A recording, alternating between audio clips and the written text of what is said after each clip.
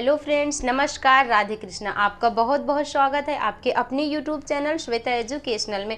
So friends, आज के video में हम बात करने वाले हैं दिल्ली सल्तनत के 5 कालों के बारे में, ठीक है। और उसको एक ट्रिक से याद करेंगे। दिल्ली सल्तनत के 5 काल हमें एकदम आसानी से सिर्फ एक लाइन में याद हो जाएंगे, जो कि हमेशा के लिए हम कभी नहीं भूलेंगे। तो फ्रेंड्स, सबसे पहले हम जान लेते हैं दिल्ली सल्तनत की शुरुआत कैसे हुई और फिर उसके पहले भारत पर किसका शासन रहा। तो दोस्तों, सबसे पहले आता है पाल वंश, पाल वंश के बाद आता है प्रतिहार वंश, प्रतिहार वंश के बाद आता है राष्ट्रकूट वंश।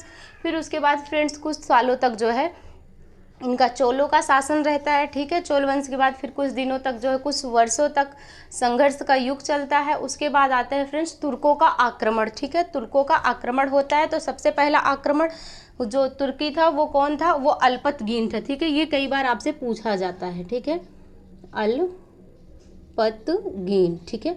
ये पहला तुर्की था जिसने भारत पर आक्रमण किया था। ये पॉइंट आप याद रखिएगा। उसके बाद इसके बाद किसने आक्रमण किया था? सुबुकतगीन, ठीक है। किसने आक्रमण किया था? सुबुकतगीन। ये 2 पॉइंट आप याद रखिएगा। उसके बाद फिर आता है फ्रेंड्स महमूद गजनवी, ठीक है। महमूद गजनवी से बहुत सारे क्वेश्चन पूछे जाते हैं। इन दोनों के बाद कौन आता है? महमूद गजनवी। महमूद गजनवी फ्रेंड्स, महमूद गजनवी से भी बहुत सारे क्वेश्चन पूछे जाते हैं। महमूद गजनवी ने भारत पर कितनी बार? 17 बार आक्रमण किया था। और इसका जो सबसे मेन आक्रमण था वो इसने सोमनाथ की मंदिर में, ठीक है।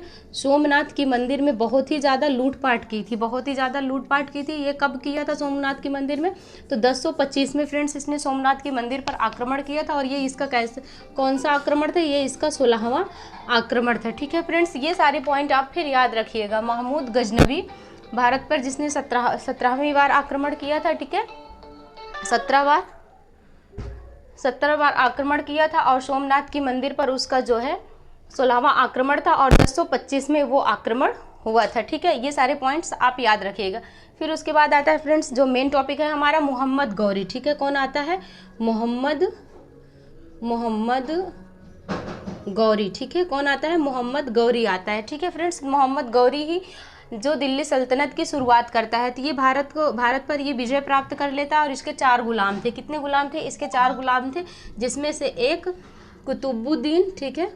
कुतुबुद्दीन ऐबक था, ठीक है। कौन था? कुतुबुद्दीन ऐबक था उसका गुलाम, ठीक है। तो ये मोहम्मद गौरी क्या करता है? अपनी सारी सत्ता कुतुबुद्दीन ऐबक यानी अपने गुलाम को सौंप कर चला जाता है भारत से, ठीक है।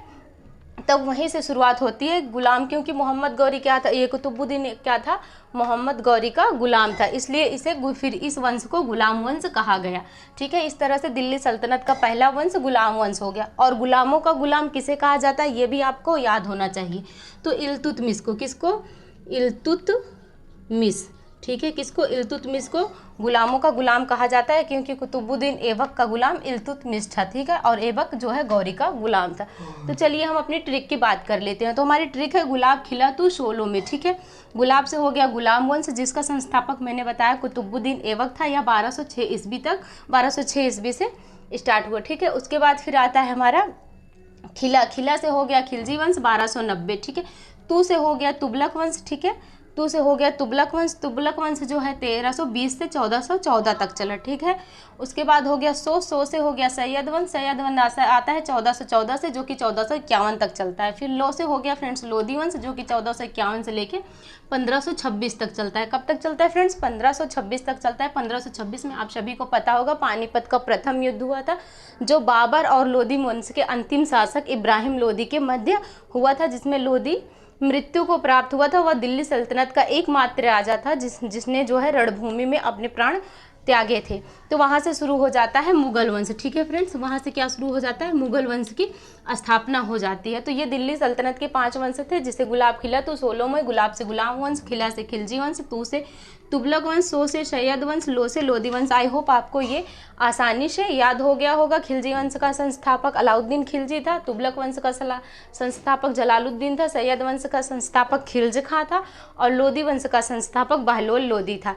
आई होप फ्रेंड्स आपको वीडियो पसंद आई होगी। अगर आपको वीडियो पसंद आई तो वीडियो को लाइक और हमारे चैनल को सब्सक्राइब करना ना भूलें। मिलते हैं हम अपने नेक्स्ट वीडियो में, तब तक के लिए बाय बाय।